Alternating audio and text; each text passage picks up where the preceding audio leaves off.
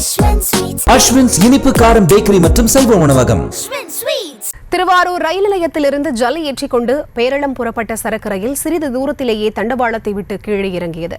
சம்பவ இடத்தில் ரயில்வே அதிகாரிகள் மற்றும் ரயில்வே காவல்துறையினர் ஆய்வு செய்து வருகிறார்கள். இது தொடர்பான கூடுதல் விவரங்களோடு இணைகிறார் செய்தியாளர் நேசராஜன். அவரிடம் பேசலாம். வணக்கம் நேசராஜன், தற்போதைய அங்கு இருக்கக்கூடிய சூழல் என்னவாக இருக்கிறது?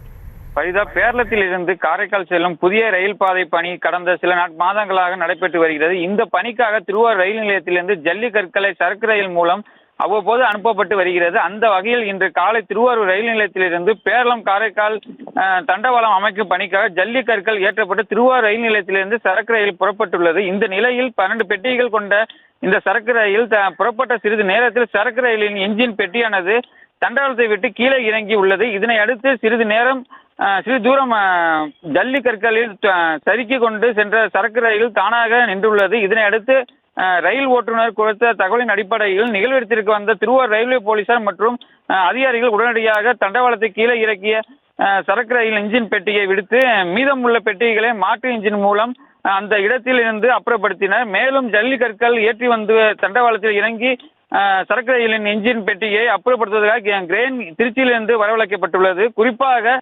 உடனடியாக அதிகாரிகள் தண்டவாளத்தில் நின்ற மீதமுள்ள சரக்கு ரயில் பெட்டிகளை மாற்று இன்ஜின் மூலம் அப்புறப்படுத்தியதால் ரயில் போக்குவரத்து சீரானது. பரிதா, விவரங்களுக்கு நன்றி நேசராஜன்.